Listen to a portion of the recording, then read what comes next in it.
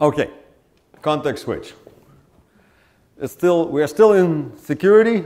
It's kind of solid in security, but we are now in a different world.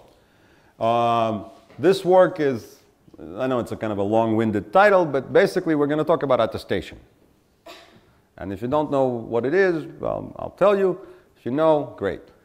And this is joint work with a couple of former students, visiting students, and colleague in Euricom Institute in France. So, here's our roadmap. Some quick few words about low-end embedded devices, kind of what is the buzzword of the day, cyber-physical systems, right? Whatever that means. Then I'll talk about what is remote attestation, why is it important, and present a couple of approaches. One is a very simple, what's called one-hop attestation. One is smarter, it's called SMART, and it has a more general approach to remote attestation, some building blocks, and then well, I forget even if this roadmap is correct at that point. So let's, without further ado, get into embedded devices. So of course they permeate the world around us. They're everywhere, blah, blah, blah. They're in medical, household, military, law enforcement, factory automation settings, everywhere. Essentially there are embedded devices. Their number and heterogeneity is multiplying constantly. At the low end of the scale of the range, you have the really low cost, even sometimes powerless devices like passive RFID type things, and slightly higher end the sort of sensors and actuators that kind of look like this, the Raspberry Pi type devices that can be retooled and adapted to fit many spheres of many application types. So what is, there's very little in common between such devices, right? There's some really sophisticated ones, maybe in factory floors and in cars. Oh, so automotive is another one, right? And then there's some really dumb ones, you know, that have very few resources. But typically the low-cost devices are tiny. They are put in actuators and controllers like your light switches and sprinklers and all kinds of small sensors that accompany the analog part of the device with some digital architecture. And typically they are built around some kind of a small MCU. Okay? And I don't want to be glib, but okay, they have some kind of limited resources, tiny bit of memory, a little bit of SRAM, a bit of flash, power. Sometimes they're battery powered, sometimes they're not. That's not going to matter to our discussion. I don't care whether they are battery powered or not. What I generally care is that they have some limited resources otherwise, like limited computing resources, and generally some communication resources. So we are not going to talk about devices that have no communication resources, right? So let me be very clear. We're talking about devices that can communicate. Doesn't care if they can, it doesn't matter if they can communicate via infrared or wire or Ethernet wires, as long as they can communicate. So TI and Atmel and tons of other manufacturers make these low-end MCUs. Some are very specific to a given application domain, some are very generic and can be adapted easily. Right, so this is the typical, fairly representative architecture for these devices. You can, not all of them have a clock, but typically you can assume some kind of a clock. And yeah, okay, for real cyber-physical devices, you have some kind of analog to digital converters, some kind of a way of interfacing to the physical world. Okay, and again, some communication, some USB or CAN or serial, whatever. Now, what is a cyber? I stole this slide from somewhere else, just because I was curious how people define cyber-physical systems. I sometimes think that in the United States we have some kind of a secret department in the government, in the basement somewhere, and all they do is essentially come up with new acronyms and terminology, like things like cyber-physical systems or cyber trust, you know, and all these beautiful words like that nobody knows how and why they come up. But anyway, they define cyber-physical system as a system where there's a tight coordination between computational and physical elements. Let's go with that. And through sensors and actuators, right? So something like an automotive, if you look at your car, modern cars, equipment, you know, that's a closed cyber-physical system. I guess I consider it a decent example. So why do we worry about security? Stupid question. We worry because otherwise I wouldn't have a job. Many of you wouldn't have a job. We worry, right? Yeah. You have a different job, yeah. In the restaurant, serving burgers or something.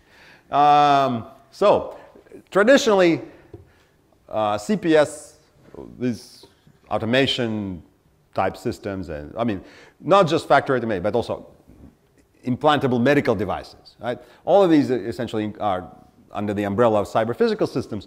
They are built with reliability and fault tolerance being #1 priority.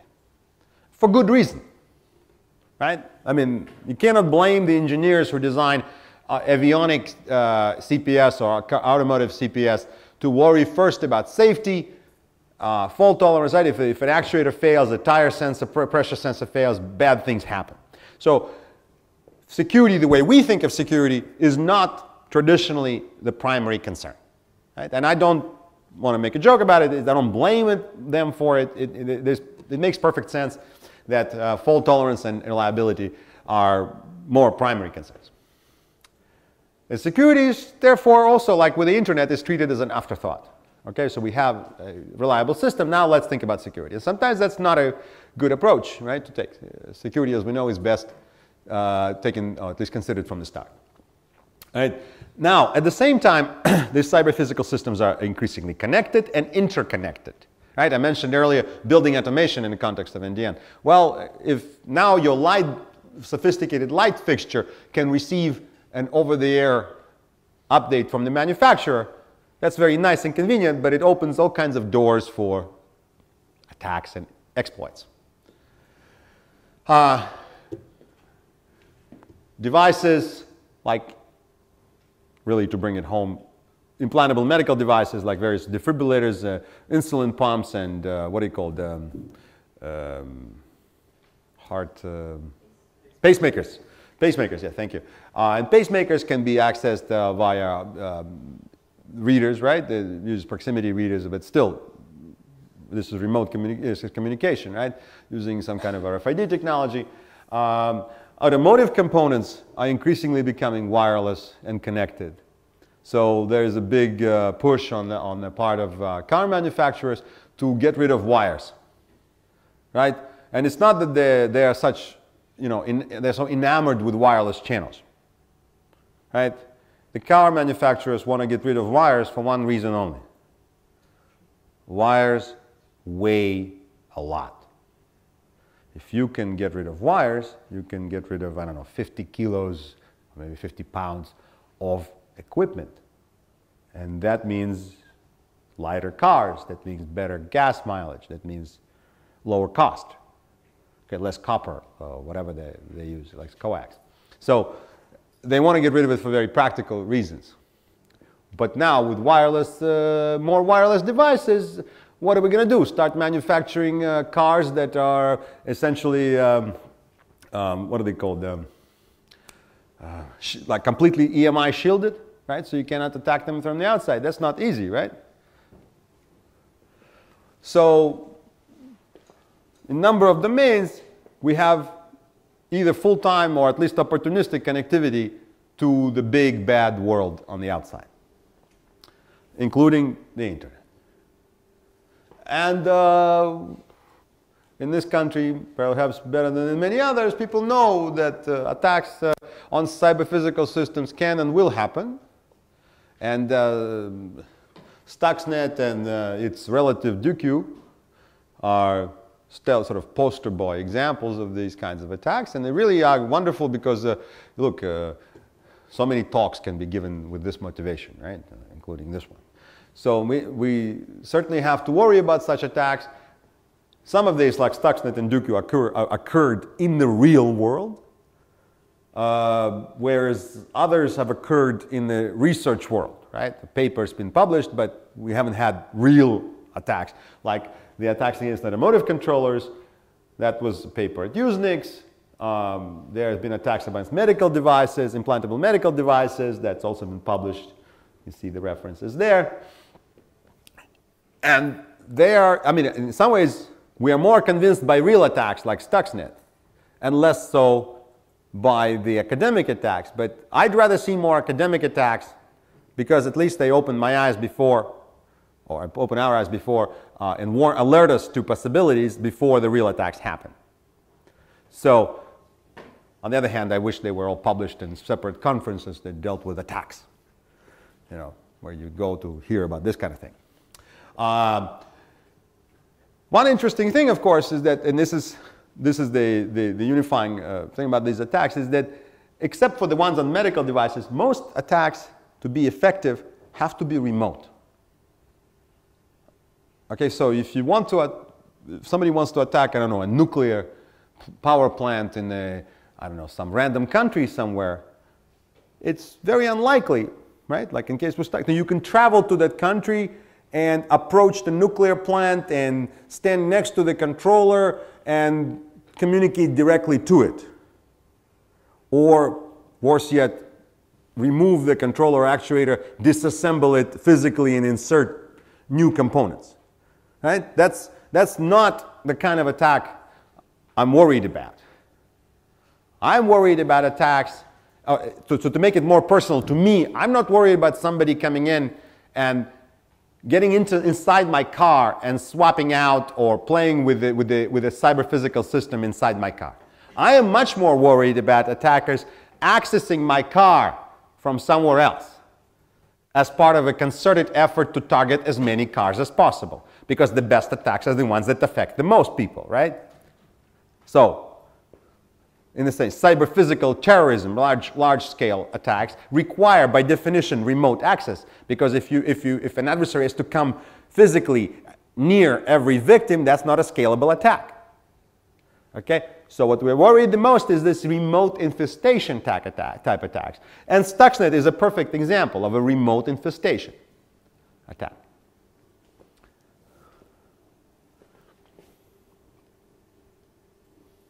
So what can we do about it? Well, we can prevent, we can dream about preventing. I only dream. We can try to detect them, and we can try to disinfect or react to once we detect. So I think, I'm not a pessimist, but I think prevention is a losing battle. Preventing infestations is going to be, you know, I don't think it's sort of solvable in general case. There'll always be some way, some back door, some way of getting in. The dumber the device, the more likely you can infect it. But I think detection has some hope. So that's what we're going to focus on, is detection of remote infestation attacks on these cyber-physical system type embedded devices. Now, why? You might say, well, what is so important about, or what is so unique about cyber-physical systems or embedded devices? Why can't you talk about, more generally, fighting remote infestations of any computing device? Well, I'm scared to talk about that. I don't have anything intelligent to tell you about how to prevent remote infestations of your Mac or your Dell laptop or your desktop. I have no idea. It scares me because that's a general purpose computer with tons of resources and all kinds of interfaces. It's also interfaces and resources that can be easily adjusted and swapped and modified. Whereas embedded devices have this nice luxury. They are manufactured a certain way and they generally end their life that same way. Okay? And they're used in a very limited fashion. Right? They tend to be the amoebas or the primitive organisms of the computing world. So it's easier, that's fundamentally, it should make sense to you, that it's easier to argue about security, at least worry about security of such simple creatures. Okay, so that's the reason I limit the discussion to such devices. Let's see, did I skip something? Okay, so in order to address detection, right? In order to have detection, we need to be able to, well, detect when the device has been infested. Not compromised. Compromised is a very generic term. Infested. With what? Well, with some form of malware. Some extraneous code, data, something that is not supposed to be there. Now that can, right there's an assumption in what I just said that you actually know what should be there. And that's why it's difficult to deal with laptops and desktops, etc. Because I have no idea what should be there. Most of us receive them from or buy them from the store, come pre-installed with something, or we install things at will, then we put on all kinds of data. So it's very hard to look at your laptop and check its disk and RAM and say, I know what should be here and I know what shouldn't. And it's impossible, generally. Or it's very, very hard.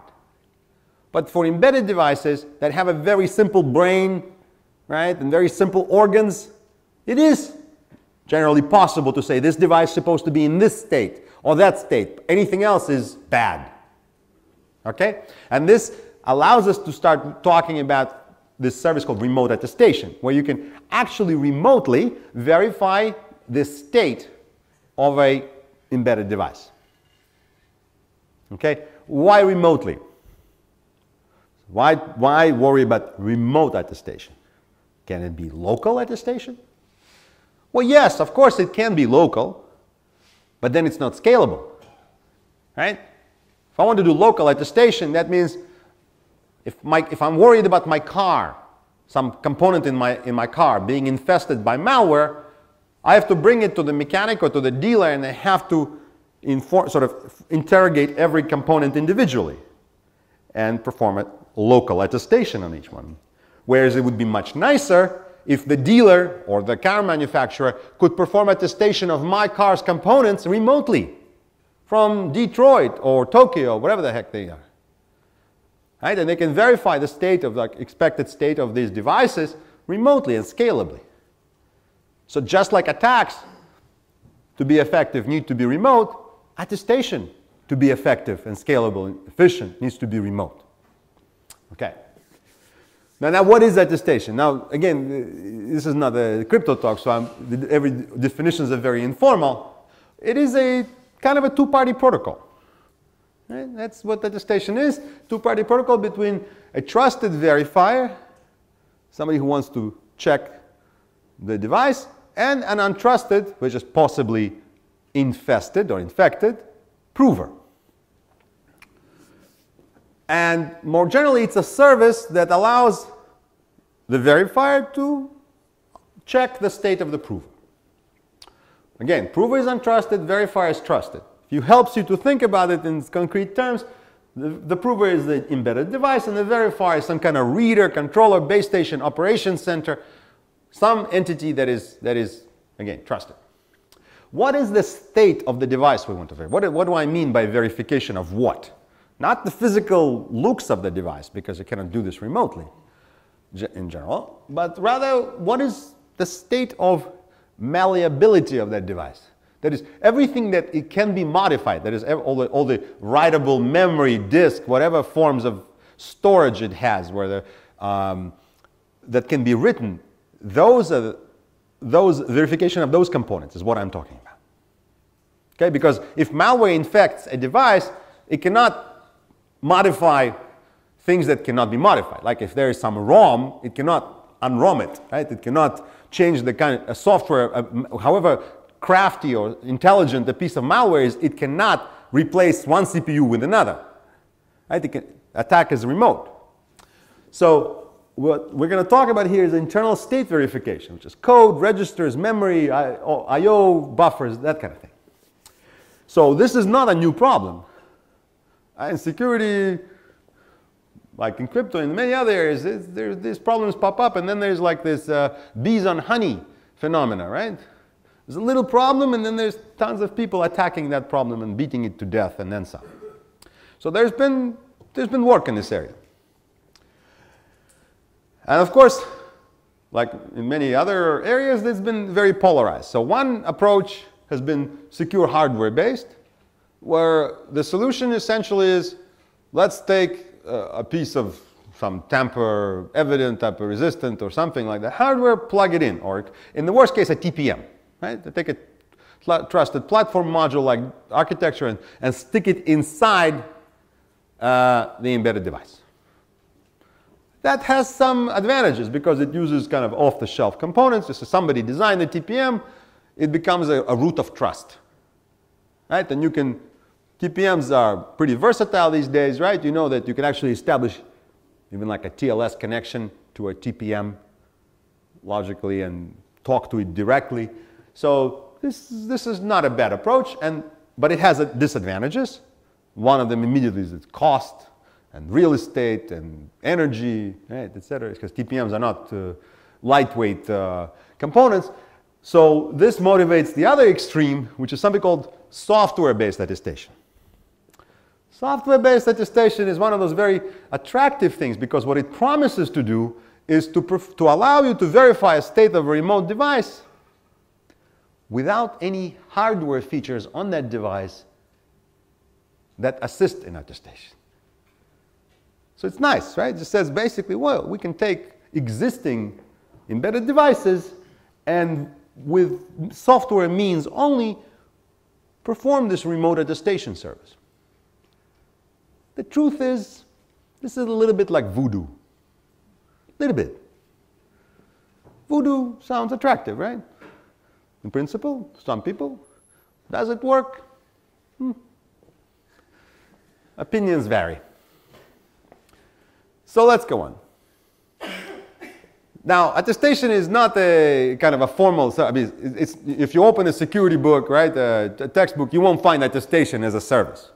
You know, authentication, integrity, secrecy, blah, blah, blah. But what is attestation?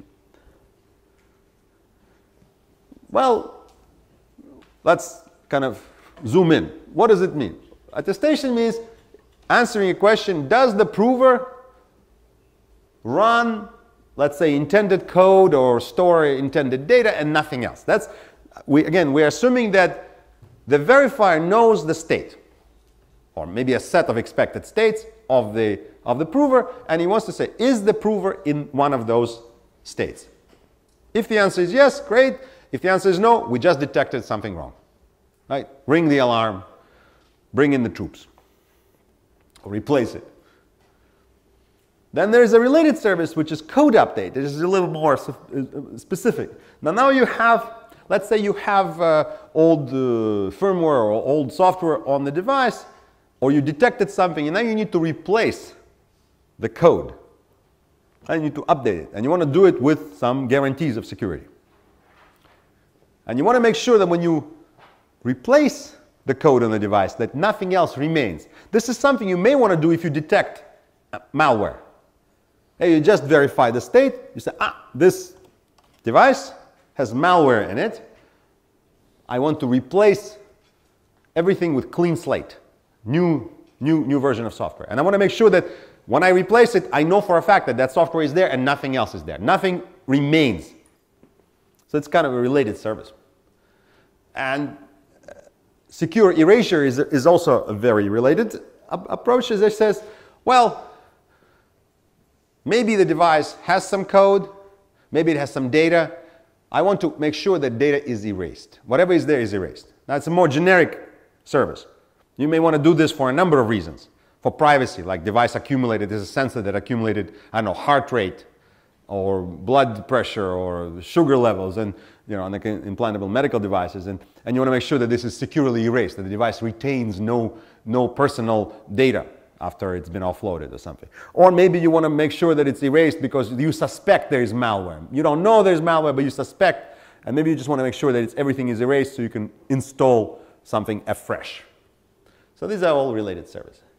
So one way, if you stare at this, one very crude way of doing attestation is to just say, you know what, I don't care if this device has been infested.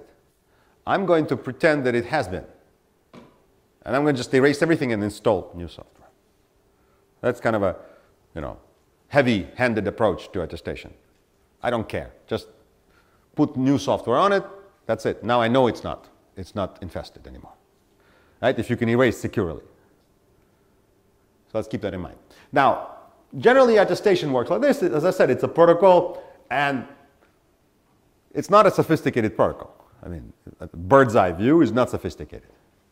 It's a verifier challenging the prover to compute some function of its memory. I say memory, but I really mean anything writable. Right? Anything where malware can hide has to be writable. So compute some function with memory based on a challenge, some nonce. Okay? And the response is this checksum. Again, I use the word checksum very loosely. It's not IP checksum, right? It's presumably something better. And also notice I say challenge and maybe code. Because depending on the kinds of attestation, sometimes it's enough to just send a random challenge, right?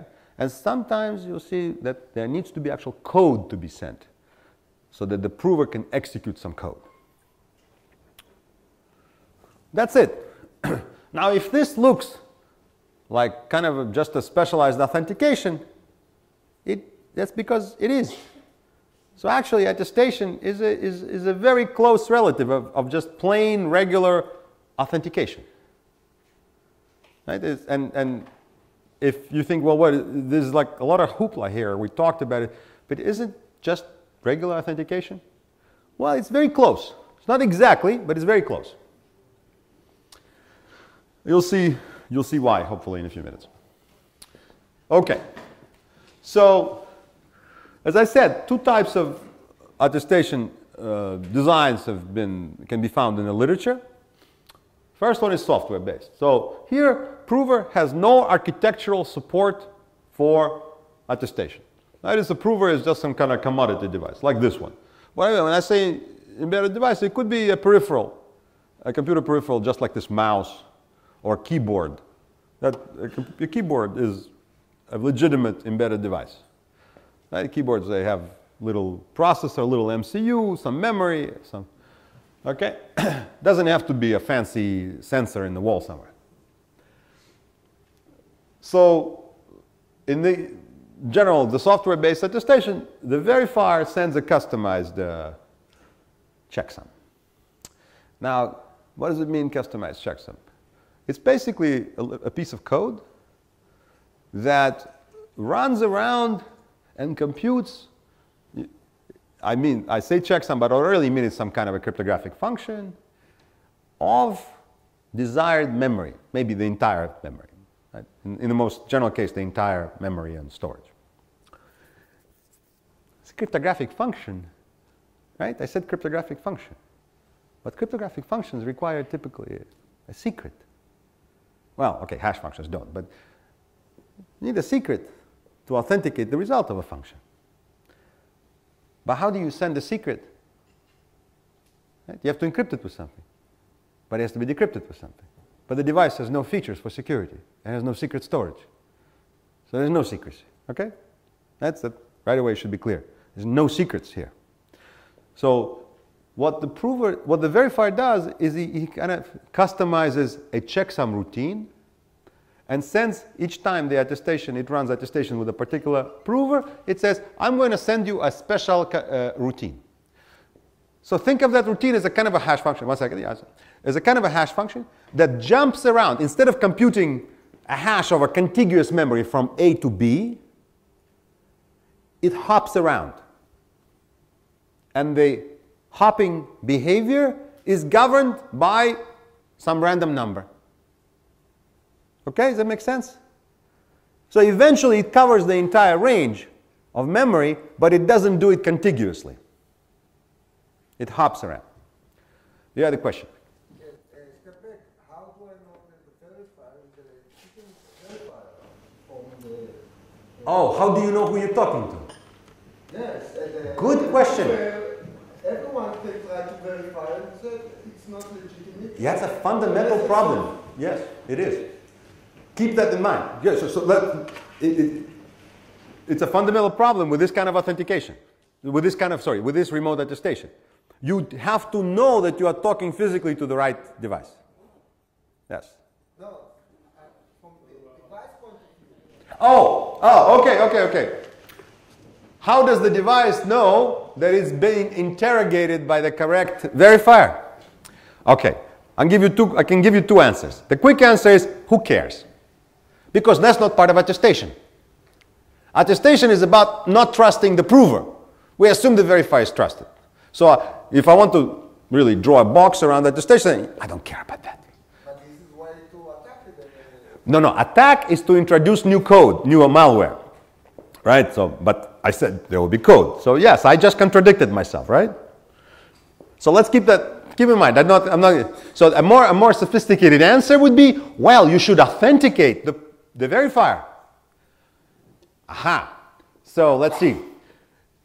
So before we begin, right, the first thing that the prover should do is make sure that the verifier is correct, that is a real verifier. But remember, the prover has no security facilities of its own, no secrets. So the long and short of it is like this, that yes, you can still authenticate the verifier if it's a public key, so if you have a secret or if there's a public key-based verification. You could. But that's not our problem right now. Is it going to be our problem in general? And I'll come back to it, but it's not a problem right now. Right now, we assume that verifier is God. He is infallible. But the prover is the one who may be infected. And it could be, so imagine like the peripheral, right? This is the prover. But notice it's connected by a wire to the verifier. So maybe in this kind of setting, it doesn't need to worry about who is the verifier. It's the only one, it's his mother. Yeah, it's connected to his mother, So it trusts it intrinsically. But the verifier might not trust the prover, right? Because this thing may have been infested. Okay. But we'll come back to that. Okay, so now you see how this attestation works, like software based. Essentially, the hopping around is controlled by the nonce or the challenge. And so the checksum, or this hash, if you will eventually cover the entire range of memory that we want to cover, but it will cover it in an unpredictable fashion. Unpredictable is correct because the prover doesn't know in advance how the routine will jump around. What is the reason for this funny kind of dancing around, hopping around? There is some fundamental, there's a good solid reason. If there is malware on the device and you send a checksum routine to the device to run from beginning to end, the malware could also jump around and hide. Right? You see what I'm saying? If the checksum runs from A to B, while the checksum ran from A to A prime, the malware can copy itself in the interval that has just been covered by a checksum and hide there. Right? So that's why the checksum cannot be contiguous or predictable. Right? If the checksum covers the memory or writable storage in a predictable fashion, then malware can adjust to that and move itself around, copy itself, and erase. That is the reason. There's another reason. If malware has to, and we assume malware is super intelligent, okay, designed by smart people. If malware can jump around, it can also stop and start the checksum code at will. But stopping and starting and copying itself in memory takes time. It's not free. So the idea is that if malware is there and it tries to adjust to the behavior of the checksum, then it will spend more time than a prover without malware. Right? That's a fact. So this is why software-based attestation is sometimes called time-based attestation. So if the verifier starts his clock immediately, precise clock, immediately after he issues the challenge and stops it when it receives the answer, then it can maybe say that, I expect the device to answer in t nanoseconds, but it answered in t prime, which is significantly greater than t nanoseconds. Why is that? Could there be because there's malware? Looks at the difference between t prime and t, says, yeah, that's too long. Especially if communication is over a predictable channel like this wire here, right? I hope you see where I'm coming from here. So there is some common sense behind the design of software-based attestation techniques. The idea is that malware has no place to go. It needs to run around, copy itself, and in doing so, either it fails to run around and hide, or it spends so much time trying to hide that the timing is influenced and it's detected. Okay? So, for this to work, though, we have to make some assumptions. The verifier prover round trip, right? The time for the challenge to reach the prover and the time for the response to the challenge to travel from prover to the verifier must be kind of negligible or absolutely deterministic. Right? Either negligible, zero time, we just forget it doesn't cost anything, or it's really deterministic and then any deviation is detectable. Okay? This is not enough. Another thing that must be the case is that the checksum code, whatever the code is that you send to the prover to run, must be provably minimal. Why? Suppose you write this checksum code and it's effective, it does what it wants, what you want it to do, but it's not the most efficient code in the sense that it runs very fast. You cannot make it faster, but the same code can be implemented in less space. Right? The actual program can be implemented more efficiently in terms of space that it takes. If that's the case, then malware could prepare itself for this kind of eventuality and replace the checksum that is being sent from the verifier to the prover with its own more efficient version that takes less space. That way allowing itself to still coexist in the prover device. Okay, hope that makes sense. So the code must itself be really not efficient in terms of time. That's not as important. Well, it is important, but also in space. Okay? And how do you prove that? So if you are one of those people who, well, I must say I'm sometimes like that too, I need some provability, I need some solid arguments for why something is secure, forget it. Here it's very challenging. It may not be impossible, but it's very, very challenging. And see that first bullet, that the round trip, the communication round trip, must be either predictable, like really, really fixed, or negligible. That is a limiting factor that says, aha, this attestation can never be remote. You cannot perform this over the internet. How could you? Round trip delays over the internet are not predictable. They are not negligible. Computing, right? Again, I'll tell you some motherhood and apple pie. Computing follows more or less Moore's law. So computing power grows. Communication speeds do not. We still have the speed of light. So the round trip or halfway around the world over however fast set of links is still going to have certain delay. And that delay is going to have jitter. So making it predictable and negligible is unrealistic. So therefore, we can conclude that software-based attestation is only useful for very limited settings, like this. One hop, what we call one hop. Hardwire, which is not useless. You can imagine something like this being useful in a setting like you have a, I don't know, desktop computer or a rack or something, and you're installing a new network card. Or you're putting in a new, I don't know, some feature, something you stick on the bus, right, into the actual, and you want to do this verification of this component, right, whether it's been infested by malware. In that setting, software-based attestation at least has some hope and has some reasonable chance of succeeding because communication is negligible and it's right there. The one assumption I hadn't mentioned yet is that it's kind of goes almost along with the first one, is that for software-based attestation to work, there must be the case that the prover cannot collude with an external party. Okay, why is it fundamentally so? It's a kind of a redundant with the first assumption. If the prover can, if this is our prover, okay, and it has been indeed infested by malware, that when it receives a code and this checksum code from the verifier, it can simply pass it on to a more powerful device that it colludes with, have that more powerful device very quickly compute the appropriate function, return it, and hand it over back to the verifier. Right? This is because we know the verifier knows that this is a stupid mouse. Stupid mouse has a particular MCU that is very slow.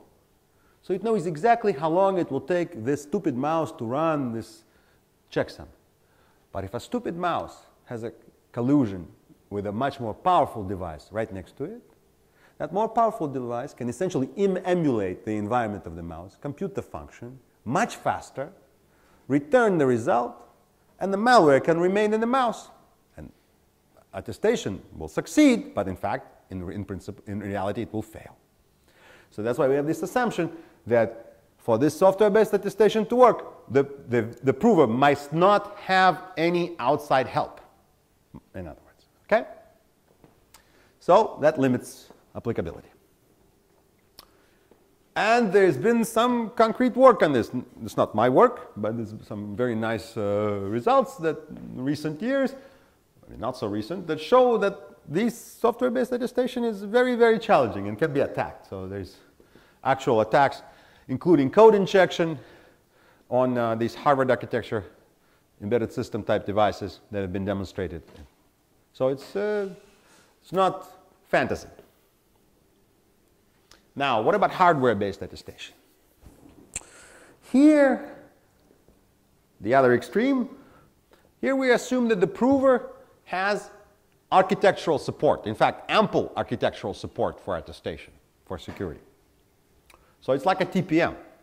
And the least that the TPM can give us is a place to store secrets. Right? So it's an TPM and it has at least one secret. So this is good. Now, verifier sends a challenge, a nonce, to the prover and specifies the memory range or whatever, presumably the whole storage that he wants to verify, and the prover computes an authenticated checksum, a MAC, if you will, and returns it. The verifier checks the result. We're done. Nothing could be simpler. Okay. For this to work, we don't need to make any exotic assumptions. There still must be some bound, some upper bound on the round trip, right? So even if you're communicating over the internet and you don't have any kind of determinism, you still must have an upper bound, right? After which, so if you send a challenge and nothing comes back after, I don't know, a minute, you give up, right? So there should be some upper bound. But there's no fixed or stable round trip delay. There's no minimality or speed assumptions. And we allow the prover to get outside help if it wants. Well, it's easy to say because now we have a TPM or a piece of secure hardware inside the embedded device. So clearly, remember, physical attacks are not possible. We're talking about remote attestation. So if the TPM is impenetrable, then performing remote attestation is trivial. The only issue is that the TPM is a heavyweight approach. Okay? You take an off-the-shelf TPM, it has certain costs associated. Power, real estate, you need real estate for it, actually place to stick it, the size, etc. So, and it's not free. I mean, it's not very cheap. And these types of devices, TPMs and other sort of trusted devices, they come with a fairly generic set of features, and it's not clear what is actually needed for attestation. What features are necessary? So we consider this to be Bambi meets Godzilla approach. Right? It solves the problem, but a bit heavy. So now for the rest of the talk, I'm going to try to answer the question, what does it take to perform attestation with the minimal set of features, but attestation in a provable fashion? That is not the ones that we can hand wave and say, well, we're going to assume that code is minimal, or we're going to assume that this is optimal. There's no assume. No, we're going to assume as little as possible, and we're going to try to see what is the minimal set of features we need. And we start with the premise that software-based attestation will, while it might remain useful in certain cases, when you absolutely cannot modify any hardware features of embedded devices, that could still, the software is the only way to do attestation. But we're going to assume that in order to do provably secure attestation, you always need some architectural support from the device whose state you're verifying. We're going to assume there's going to be an axiom here, right? Must be some architectural support. And the question is, how much? Okay, so the first approach is called POSE, or proof of secure erasure. And I already mentioned secure erasure before. Maybe now it will see why it's actually relevant here. It's a clean slate approach, not extremely efficient, but provably secure. The idea is to address attestation in a limited fashion with the minimal of features and support erasure and code update. They're related features, right? The assumptions are very few. There's only one architectural feature that we're going to require. And that architectural feature is ROM. Just a small amount of read-only memory. And if you think ROM is a big requirement, I think the answer is no, it's not a big requirement, because actually ROM is usually cheaper than RAM. Okay? Cheaper than EEPROM. In many architectures that I've seen, I don't want to claim that in all, but usually it is cheaper. And many MCUs, many platforms, if they don't have like the actual physical ROM, they have something that allows an emulation of ROM. Like there's some architectures that allow you to set a range of memory to be read-only from software, but in order to reverse the read-onliness, you have to actually physically change a switch. So that's a kind of a nice ROM emulation.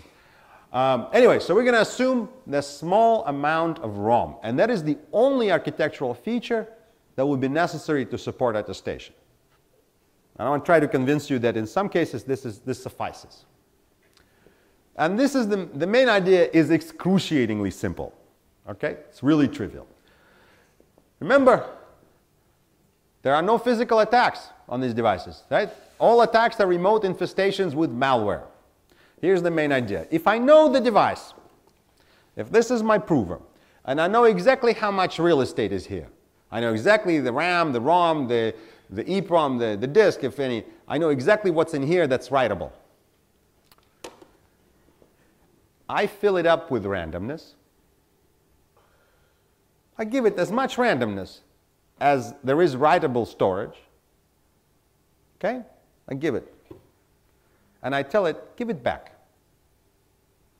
Well, if I know for sure that I'm talking to this device, and I give it n bits of randomness, I wait until I send every last bit, and then I ask for it, give it back. Then I know, right, because I know I'm talking to this device, I know even if there was malware, it is gone. Right? That's the basic approach. Why? Because there's only n bits of storage here. Randomness is the perfect world, not compressible. I know I waited long enough for it to receive it. It has no allies, no collusion. So if it received all the randomness that I sent, it must have overwritten whatever memory it has in its disposal. There's not a single bit left to hold any malware. Then I'm done. Right? I fill its memory, I get it back, I know you must have what I sent you. So there's no malware. That gives me a provably secure erasure. Of course, only in this very limited settings. Right? So that's the idea. Now there's a little bit of detail here. So I fill it up with randomness, and there's no secrets. Right? Why do I need ROM? Because that's the only feature I wanted. Why do I need ROM? Perhaps it's possible to prove that ROM may not be absolutely necessary. But I know that if you have ROM, you can prove that it's sufficient. And the reason is very simple. You need ROM in order to hold some non-malleable code. And what do you need this code for? You need the code to receive randomness and write it. And you need code to read it and send it back. Right? Because we have these two phases. Right? First you fill the randomness, the devices, the prover device storage with randomness, then you receive it back. Well, there needs to be some of these handler routines that write randomness and read it and return it. Right? And they need to be non-malleable, and they're pretty generic. All right, I already mentioned most of this. So this is the base protocol. Now you can think of it as an exercise for yourself if you're interested. What happens if you don't have ROM? Can you do this without ROM? Well, the reason I claim that ROM is needed is because if I didn't have ROM, I would have to argue about the minimality of these routines. You know, these routines that receive and write and read and send. Because I would have to leave space in RAM for those routines to live. And if they live in RAM, I cannot overwrite them, right? That would be stupid. I have to leave room for them. But if I have to leave room for them, they have to be minimal in size. Right? So that malware cannot coexist with them. I don't want to argue that. That's hard to argue.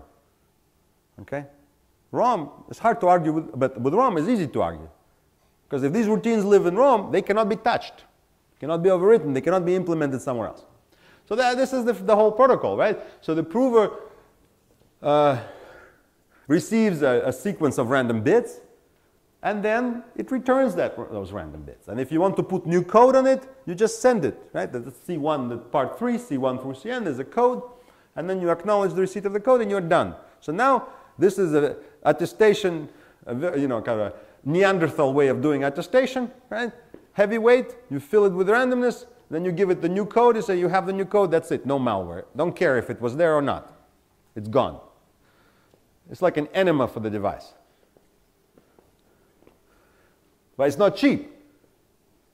Right? If the device is tiny and it has a couple of kilobits of writable memory, no problem. But if the device has a few megabytes or a gigabyte, some sensors do, well, that's a lot of filling. That's a lot of stuffing that goes on there. So the part 1 and 2 become quite heavy. Maybe part 3 is not so heavy because that's just maybe code that is less, takes less space. Right? And again, there's no detection here. Actually, I said we were aiming at detecting malware. This actually does not detect malware. It cleanses, but it doesn't detect. Right? So I said this is the only code support you need, and that doesn't need to be efficient. Doesn't need to be implemented in the smallest amount of space because it lives in ROM. So it doesn't matter. So we can actually make it better. It doesn't have to be as horribly expensive. Turns out that, you see, the step 3 here doesn't need to return the entire randomness. So I said, oh, I fill up the device with randomness and then I expect it back in its entirety. That's expensive. But if I fill it with randomness, do I need to actually hear the whole thing back? Maybe I can just get a cryptographic function, like some hash. But careful, it cannot be just a hash. Right? Because if I start doing it stupidly, and for example, asking the device, after I send it all the randomness, to compute a hash from beginning to end, that would be very insecure. Maybe you can figure out why. Huh? Right, so the malware would hash it on the fly, delete the part that is already hashed, and survive. So you have to hash it from end to beginning. You have to start hashing from when you received the last part. Right? And you cannot start from, you don't do hashing from beginning to end. You have to do it from the end to the beginning. But it's also the case that step 1 doesn't need to be true randomness. Right? Anyway, what is true randomness? We don't know. It could be pseudorandom. Right? If we have a decent pseudorandom stream, that it cannot be compressed. Okay, so that's good. Then step 2 can be short. And by the way, it occurs that actually step 3, the code distribution, right, the new code, that can be combined with step 1. Because if step 1 can be pseudo-randomness, step 1 could be the encryption of step 3. How? Well, we give to the prover a stream of random bits that represent the encryption and the new code.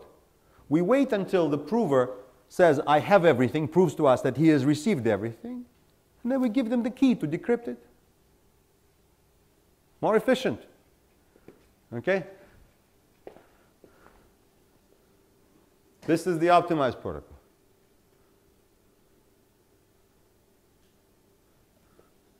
Now, the only problem is if we start doing this, like adding, not returning the whole thing, right? For example, using a hash or a MAC to authenticate the receipt of the pseudo-randomness in step 1, we now need to implement the hash and or MAC in ROM, okay, for obvious reasons. So there are no more features, but the ROM size clearly grows.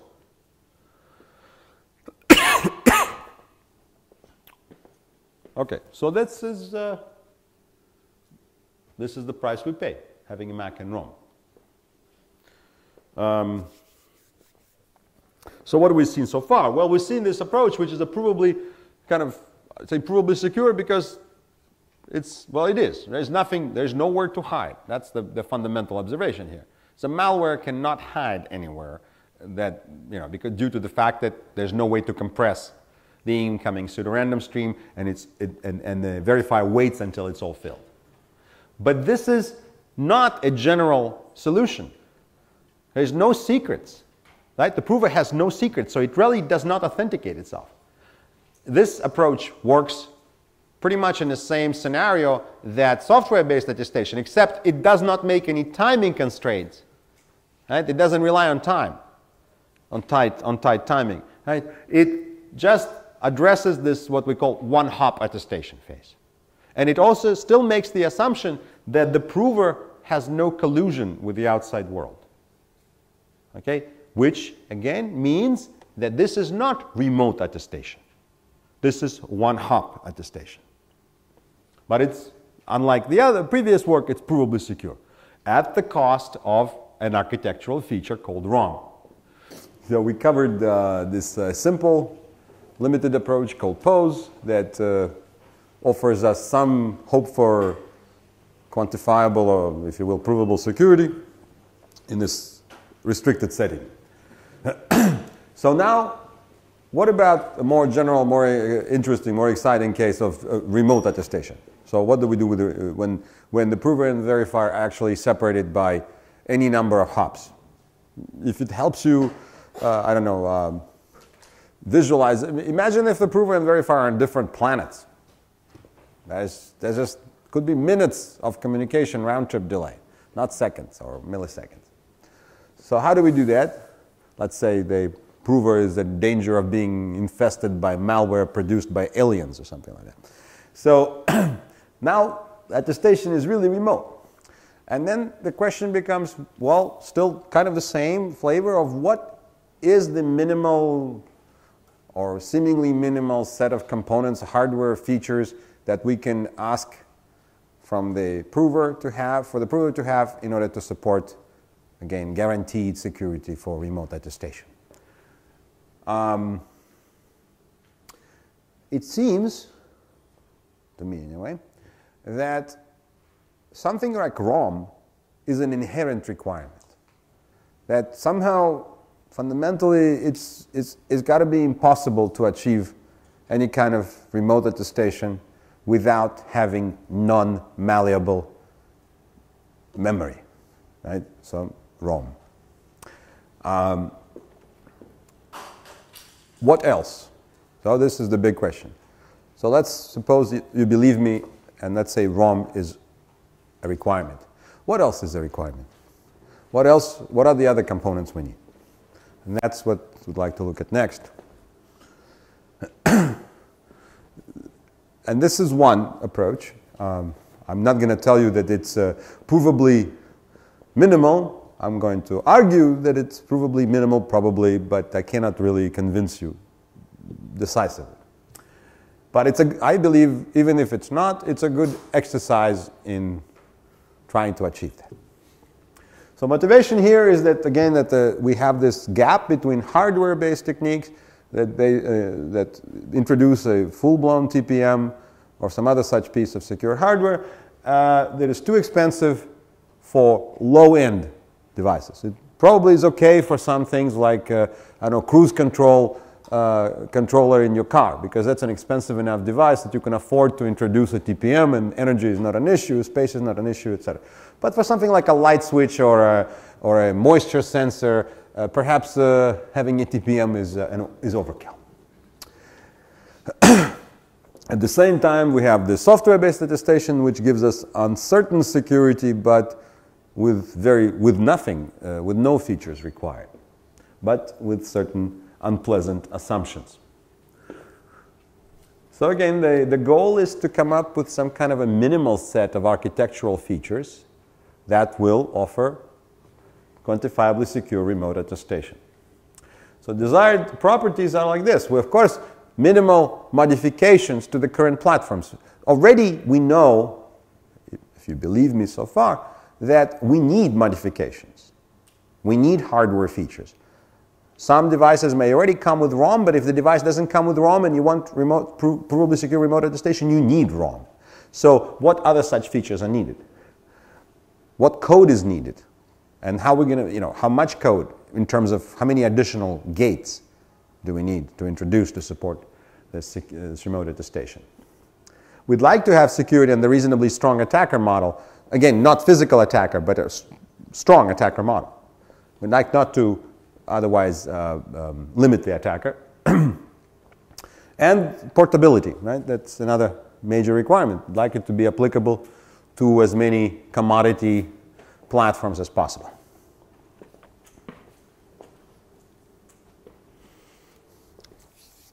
To be a little more precise, if we have remote attestation in this very elementary fashion, like where you verify some range of memory or code, what we can use it for is to establish what's called dynamic root of trust.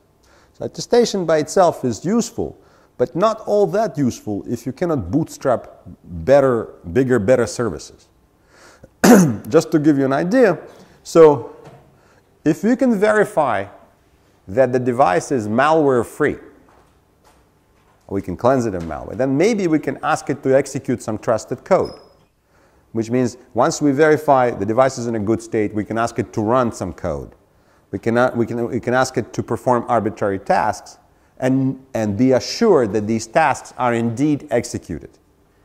Okay, so it gives us this foundation for a root of trust. So what we need in order to achieve attestation are these components. We need prover authentication. Notice that software-based attestation or POS, which we saw before, do not give you prover authentication. They assume that the prover is connected to the verifier, is very close and so on, but there's no explicit authentication of the prover. But in the remote case, when you cannot see the prover, you don't have a wire definitely connecting you to the prover, then you must have authentication. It is, in fact, easy to see that without authentication of the prover, attestation is absurd. It's senseless.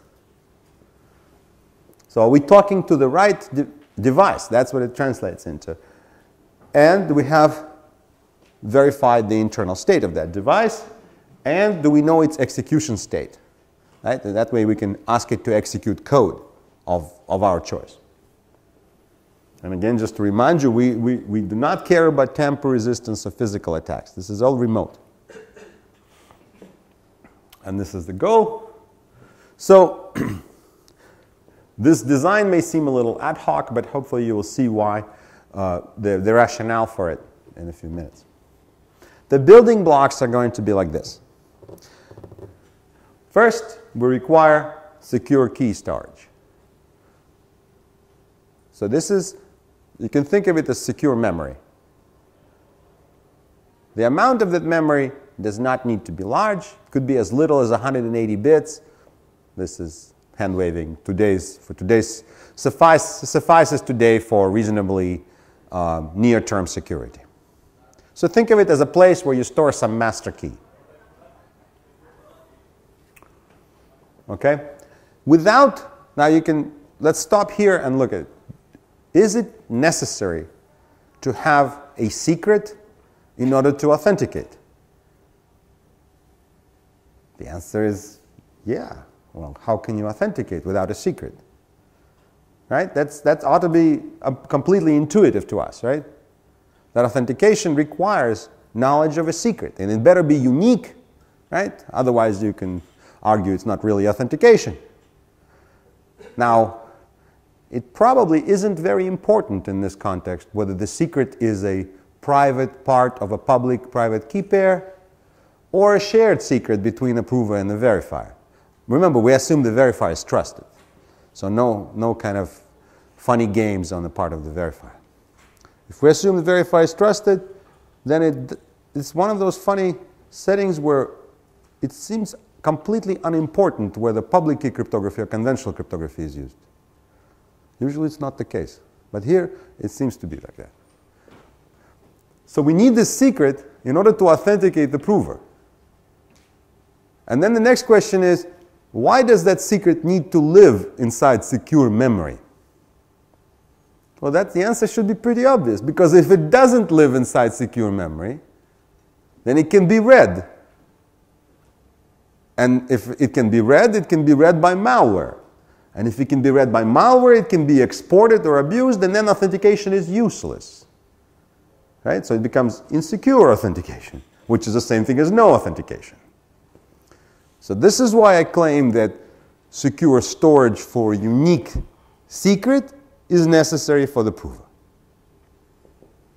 But the secret must be read from somewhere. Otherwise, it's nice to have a secret that nobody can read, but it's not enough for authentication, right? You need code that will read that secret, use that secret, compute a function of that secret, right? And it better be unique result every time. That will give us authentication. That's a requirement for authentication, not in embedded device setting, in any setting.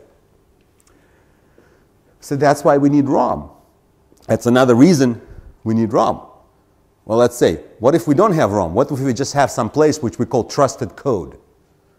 Well, if it's not in read-only memory, then malware can come in and overwrite it. Then it's no longer trusted code.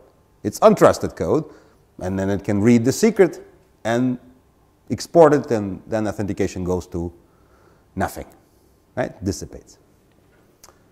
So this is the tight relationship between the need for a secret that lives in a secure memory, and that can only be accessed from read-only memory. Why? Because we know that it cannot be overwritten, and it contains the code that we do trust. Right? Because ROM will contain the code that we know is there. Cannot be overwritten.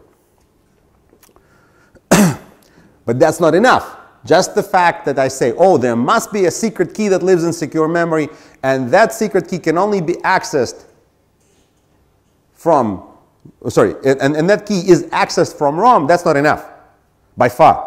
Because by saying it can be accessed from ROM does not say it can be only accessed from ROM. Right? Because if it can be accessed from other place, authentication is useless. So now we need these special MCU access controls. Right? The actual microcontroller architecture needs to encode an explicit check. Like every time any instruction attempts to reference the key location of the secret key, there must be a check that says, is the instruction in ROM? If yes, proceed. Otherwise, deny. Or reboot. Also good. You see that is an absolute requirement. Without it, you cannot claim any security. Now it gets a little bit more esoteric. That fourth requirement doesn't seem like all that obvious. This is the atomicity of execution. The idea that if you execute the code that runs in ROM, the code that will perform attestation, the code that will access the secret key, that code must run from beginning to end and not be interruptible. Why? Well, because if the key is being read in that code and malware that is residing on the device can issue an interrupt or schedule an interrupt, then perhaps it can interrupt that code while the key is stored in some register, right? Or is otherwise exposed. So, to prevent this kind of a intermediate hijacking of the key, we need to ensure that the code runs non-stop. And that requires us to concretely introduce an instruction, or a requirement for an instruction to enable or disable interrupts. This is not an exotic feature. Many architectures actually have instructions to disable interrupts and, of course, enable interrupts. So what we want then is the ability to invoke that instruction in the very beginning of ROM code. So as soon as you start executing ROM code, the first thing it does is say, disable all interrupts. And the last thing it does is enable all interrupts. So ideally in between, cannot be interrupted. Okay. But that's not it. Even that's not it. Because the ability to invoke, the ability to run atomically to make sure that it cannot be interrupted, does not guarantee us that the adversary or malware cannot invoke ROM code from the middle. Right? The malware, we have to believe that malware is crafty and is designed by very smart people who understand in great detail how we defend against malware. Therefore, they have had time to study all defenses, and they can schedule perhaps, or sorry, they can try to invoke ROM code from the middle somewhere, where we don't have, right, the guard that disables interrupts. Right? If you allow invocation from the middle, or anywhere other than the beginning, then the disable interrupts instruction is not executed. And then there's perhaps a danger of, again, extracting the key. We don't know if there is, but there could be. And then there are these things called as ROP attacks. Maybe you've heard of those. Return-oriented programming attacks, or code chunk attacks. And that's the reason, or another reason, to make sure that code that resides in ROM cannot be abused for ROP purposes. That is, you should not be invoking pieces of it. So not only must it run from beginning to end, but it can only be invoked from the beginning. See, now what that really means is that we have another set of controls, hardware controls, that say if the next instruction to be loaded, to be executed, right, is inside ROM, the range, a very specific range in ROM, then the previous instruction must be also in ROM, or it must be the first instruction in ROM. Otherwise, abort. Okay, that's a last requirement. Now this gives us some peace of mind. There's a key. The key, by the way, doesn't need to be read-only. We say it should be, but there's no good reason. Because if it can only be accessed from ROM, and it's only read from ROM, it doesn't need to be read-only. Right? It doesn't hurt though to make it. And then we have the code from ROM that accesses it, and that code runs atomically and cannot be invoked anywhere but the start. That is sufficient to achieve secure remote attestation, I claim. And so this is basically the schematic of the same issue. It's a memory control of the same required memory controls that govern who and from where can access the key. Trusted code region in ROM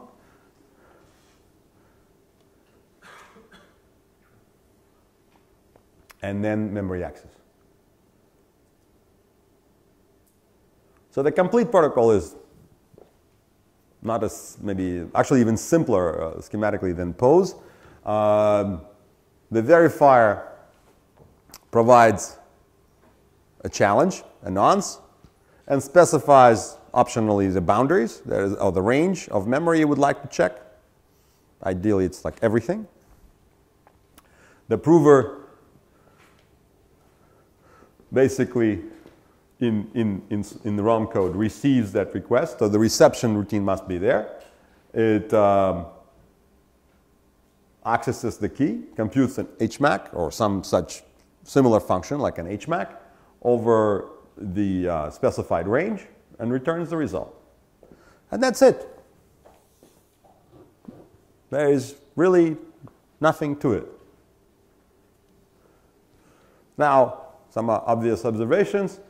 The malware, or the presumed malware that may be there, and trusted ROM code, they share the same resources. So malware can manipulate the device in any way it wants. The code that sits in ROM doesn't have to be invoked. There's no automatic invocation of it. You see, when the verifier issues a challenge, we don't know who receives that challenge. The ROM code is not wired to the communication interface. That's an additional feature. We do not require it. It's not necessary for minimality. I hope you see that. We have no guarantee that the request for attestation is received by the trusted code. In fact, we have no guarantee that trusted code in ROM will ever be invoked. Malware has full control. But now let's think backwards. Let's imagine that the malware manages to compute a function of this cryptographic function of the particular range and manages to fool the verifier into believing that the device is not compromised. Well, let's unravel. How is this impossible? The claim is this is contradictory. If the malware manages to achieve this feat, then it must have somehow invoked the code in ROM, because the code in ROM is the only code that will access the key. Now remember, of course, or the challenge of being reused, but the challenges are not reused, right? We assume that the verifier is trusted and every time produces fresh and unpredictable challenges. And we assume that HMAC or whatever other function is sufficiently collision-free in all kinds of ways that we don't have to worry about any kind of replays or reuse. So the only way to compute a function of a fresh nonce is to actually invoke the code in ROM. But if you invoke the code in ROM, it runs from beginning to end. And if it runs from the beginning to end, it will actually verify the code region that the verifier wanted it to verify. And if it includes the entire writable memory, then malware is not there. Now, if it doesn't include the entire memory, that's different, because then my malware could be somewhere where we're not checking. But that's not my problem. Okay, so that's the basic argument. It's a bit informal, but that's the basic argument for why this is sufficient for achieving remote attestation. Now, malware can, of course, be crafty and try to use ROP attacks. But remember, ROP attacks require invocation of chunks of code that is in ROM. But we don't allow this because there are these microcontroller access controls that say you try to access this instruction, you try to load into the program counter is pointing to instruction in ROM, but the previous instruction is not in ROM. That's impossible. That's not allowed. Okay? Now, as I said, atomic execution is enforced. You must enter the first instruction and exit to the last instruction. So ROM code does not have, now that's the other thing, ROM code is not arbitrary code. It's a code that computes the checksum, this cryptographic checksum. It does not have emergency exits in its normal execution. It just runs from beginning to end. Right? It's also instrumented. Now here's where a little bit of hand-waving becomes necessary. Now, of course, if that ROM code is written poorly, it has to be, right? If it's written with bad programming practices, it could conceivably be the case that traces of the key are left somewhere in registers or somewhere. But we have to assume that that code is written in a sensible way. that, for example, before it terminates, it cleans or erases all temporary memory, if any, and at least flushes all the registers. Clearly, it's possible to write very bad ROM code and violate all assumptions, but we assume that's not the case.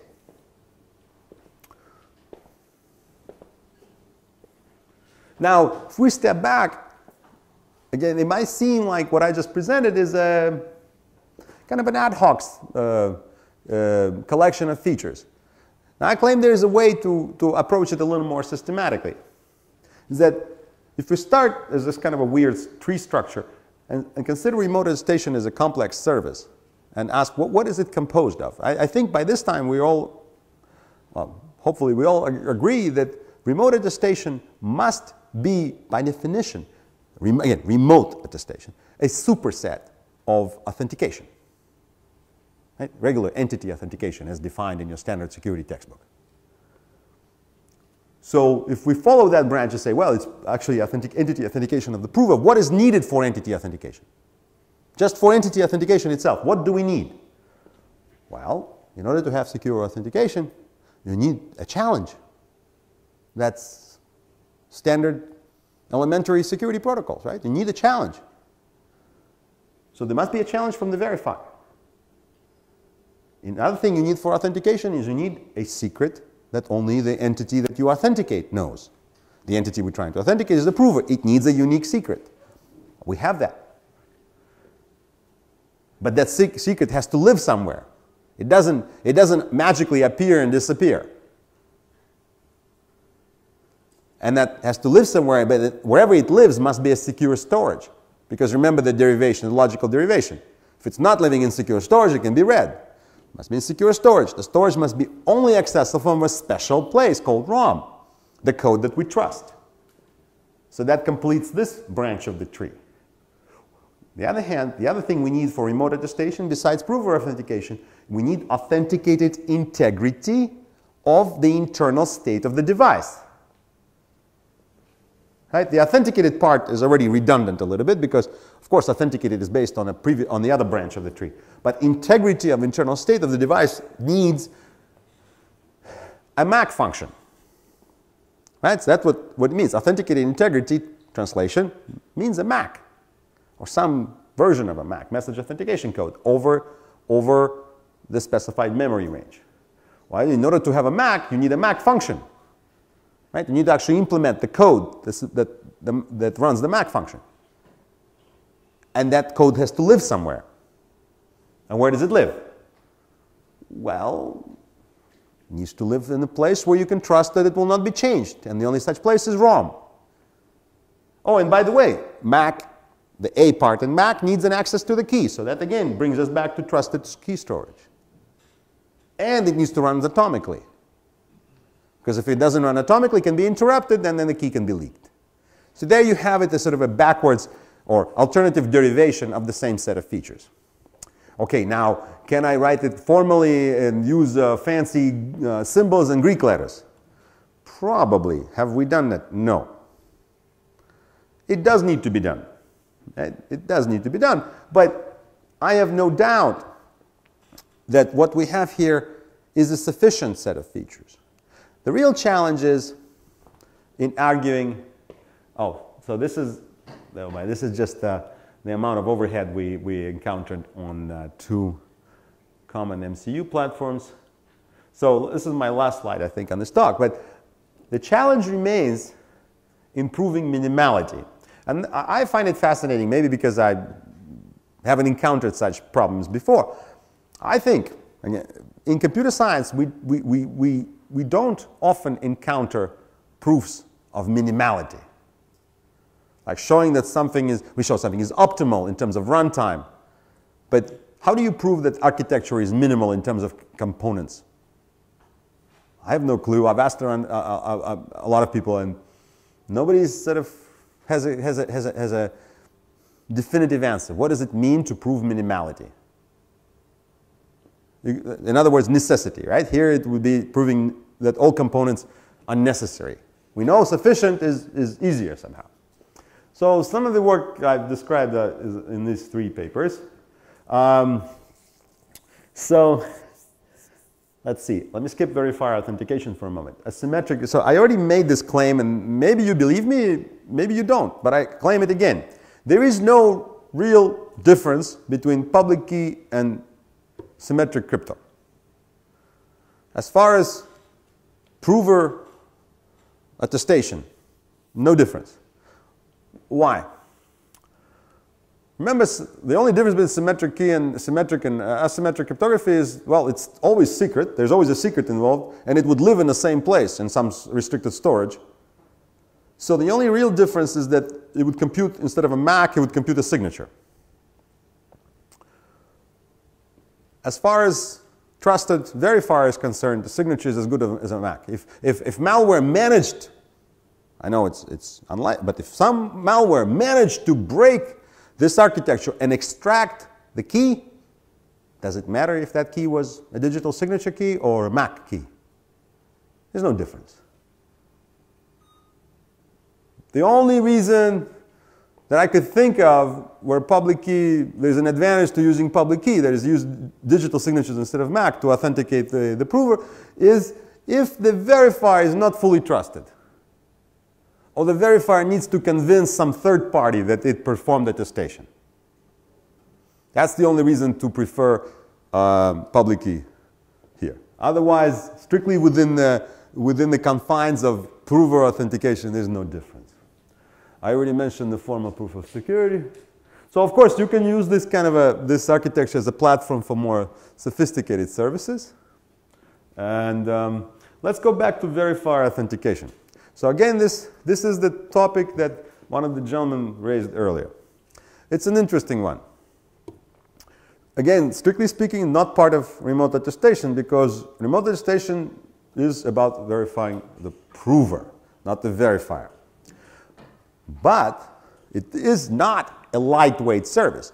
When you have an embedded device, whether it's a speaker or a light or a switch somewhere, and you ask it to perform remote attestation, you're asking it to perform work. So security professionals, right, we should think about, well, if you're asking a device to perform heavy lifting, including some cryptographic computation, maybe that device should authenticate the request. Because otherwise, what do we have? Denial of service, right? At best. At best, we have denial of service. At worst, we have a code update with malware, right? If we unconditionally trust the verifier, then the verifier will say, oh, well, clean what you have, and here's new code. And it has a present for you, malware. Now, okay, malware would still not penetrate the architecture, right? Whatever malware the fake verifier would plant on the device would still not be able to extract the key or pass the verification test with a real verifier. Just to be clear. But the biggest fear here is that actually the device will be performing heavyweight tasks, and that's a denial of service. Like if somebody is trying to use the light switch, and meanwhile the adversary is performing this fake remote attestation, and the device is busy. Okay? So again, makes sense to authenticate. How do we authenticate the verifier? Well, luckily that's a little easier. Right? Remote attestation, as we covered so far, is actually is hard. Is a hard problem. Authenticating the verifier is not terrible. It's not terrible. How do we do it? One way to do it. Any suggestions? Aha. Certificate. Where are we going to put this code that verifies certificate? So let's make it easier. Let's say in ROM, we embed the public key of the verifier. Sorry? Well, we don't want to put anything in ROM which is secret. No, verifier. Yeah, so yes, the most economical way is to simply use the same secret key we have already stored to verify a MAC or something that would come attached to the verifier's request. Right? So the verifier, remember, the verifier sends a challenge. So what we want to do is authenticate that challenge, right? And there are two ways of authenticating that challenge. One is using the same symmetric key we have stored, or we could still use the symmetric key for our own purposes, but authenticate the verifier's request based on a public key. But the public key doesn't need to be secret, could actually be embedded in ROM if we don't expect it to ever to change. Right? So request comes in before the prover device starts computing the MAC. It first verifies the signature of the verifier on the request. So far, so good? I hope you can follow me without slides, right? No pictures here. It's actually quite bad. None of this works. Anybody see why?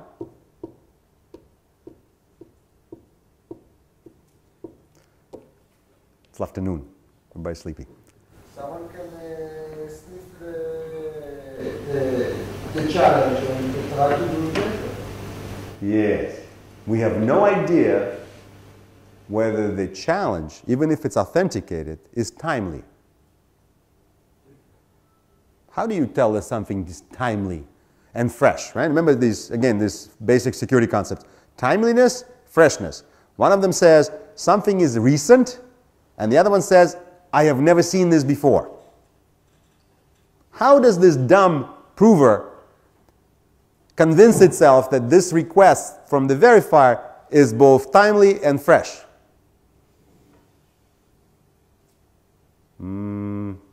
Now, it might seem like I'm splitting hairs, but this is a harder problem than it seems. Nobody says this, but maybe somebody thought, check the clock. No, we don't have a clock. We didn't ask for a clock. Clock is a hardware feature, right? But didn't I tell you, some of you who are awake might remember the slides I said, all of these MCU architectures, they have a clock, right? Most devices have a clock, unless they are passive, right? RFID type. But most cyber-physical systems have a clock. So we check the clock, right? And we're done. No, it's not a secure clock. It's a clock that is subject to manipulation by malware. We cannot trust our clock. Because introducing a secure clock, that brings up the cost. That's a completely different feature. Actually, secure clock is in some ways a very pricey thing to have, because what it has is secure volatile memory. Right? So you can think of a clock, secure clock as a secure volatile memory. Right now we have secure non-volatile. So that's problematic. So we have this nasty problem. If you cannot trust your own clock, how can you check a MAC or a signature on the request coming in with a timestamp? We're stuck. We're stuck. Any solutions? The prover can send the challenge. Well, the prover can challenge the verifier. It could. The problem is, and this is a real problem. Now, remember, this is all, we're trying to make a minimal architecture here. We try not to increase the number of hardware features. Let's go with that for a moment. It's not a bad idea. Remember, the protocol has to be started by the verifier. The prover doesn't say, oh, let me attest myself. No, he wants to do his job. Once in a while, the verifier comes and says, hey, prove to me that you are good. So it has to be initiated by the verifier. Sorry? That's what he says, really. That's what it means. So let's go with that. Let's try to see what happens. So the verifier sends a request, which may be authenticated, but maybe not. Maybe it doesn't matter to authenticate it because we don't trust our clock anyway. So now the prover has to challenge the verifier.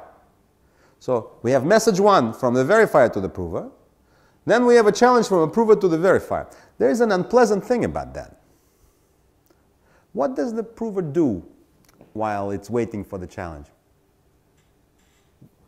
Play with its thumbs? How do you stop everything and wait? How long do you wait? This is remote attestation, eh? You wait for the round trip it takes to reach the prover, so to reach the verifier. And meanwhile, you're sitting around waiting. That's not good. How long do you wait? When do you time out? What happens? You see? It's a problem. Right? If the prover has to authenticate the verifier. So there are some tricks. There is actually no, I have to say, there is no foolproof way of addressing this without requiring more hardware features. Right? If we want to avoid requiring more hardware features, there are some tricks you can do. For example, we can assume that malware can play with the clock, right? But if malware is present on the device, then the same malware is not feeding fake requests for attestation. That doesn't make sense. You see? Because then the adversary is both prover and the verifier. We have to limit the adversary a little bit. It's not fun to look at protocols where you have Alice and Bob and both are adversaries, right? You have to have some non-adversarial presence. So you see what I'm saying? So either the verifier is the bad guy or the prover is the bad guy, but not both. So let's be careful here. We're talking about the environment here where the prover is actually the good guy. Right? But the verifier is a bad guy. So the verifier sends a potentially bad challenge. But it's not bad in the sense not authentic, it's just stale. Right? Perhaps it's stale. So the only protection that the prover has is by keeping a cache. That's the best I can tell you. By keeping a cache of previously processed requests, okay, it can authenticate incoming requests and see at least that they are timely.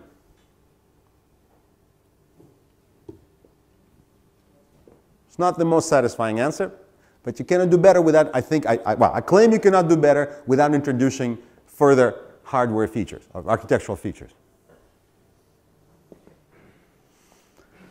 There's a little more. If you look at this last paper on the ePrint, there's this whole discussion there, this whole section about replay prevention and verified authentication. There's more there that tells you kind of, at least tries to quantify the limits of what you can do.